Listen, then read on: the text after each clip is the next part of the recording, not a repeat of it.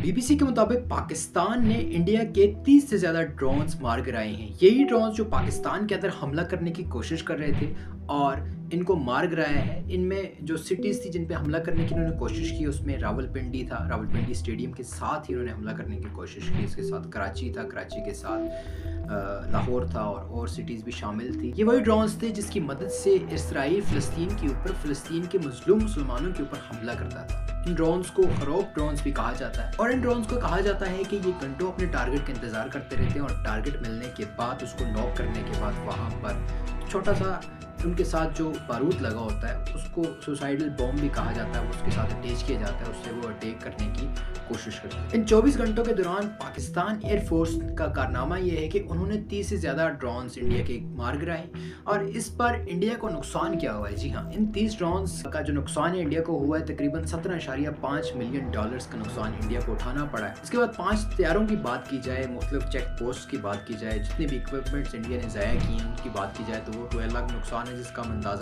अंदाज़ा भी नहीं लगा सकते। अल जज़ायर की रिपोर्ट के मुताबिक ये जो सिंदूर ऑपरेशन था और इसके बाद जितने भी स्ट्राइक्स हुई हैं 35 से 40 कश्मीरी और पाकिस्तानी शहीद हुए हैं। ये अल जज़ायर की रिपोर्ट है, ये मैं नहीं कह रहा, और इसमें तकरीबन ज़्यादातर बच्चे और औरतें शामिल हैं। तो दोस्तों, इस मुश्किल वक्त में हमें क्या करना चाहिए, तो ये इंपॉर्टेंट है और यही बातें मैं आपको बताने वाला हूँ। भारत ने जो जंग शुरू की है वो सिर्फ ऑन ग्राउंड जंग नहीं है, बल्कि वो टेक्निकल वार भी है और सोशल मीडिया वार भी है, और मीडिया वार उसे कहा जाता है। तो हमें कैसे सोशल मीडिया पर अपने लोगों को आगाही देनी है, उसके साथ ही सोशल मीडिया पर इंडिया से जीतना है, इंडिया की स्ट्रॉन्ग जो आईटी है उससे जीतना। भारतीय न्यूज़ चैनल जिनको मैं स्टार प्लस चैनल्स कहूँगा, जिनको मैं बॉलीवुड चैनल्स कहूँगा, जहाँ पर ड्रामा ही ड्रामा होता है। सबसे पहले वो कहते हैं कि हमने कराची पोर्ट पर कब्जा कर लिया, उसके बाद कहते हैं कि हमने लाहौर पर अभी चाय पी रहे हैं, उसके बाद कहते हैं कि इनका चीफ चेंज हो गया, ये हो गया, वो हो गया।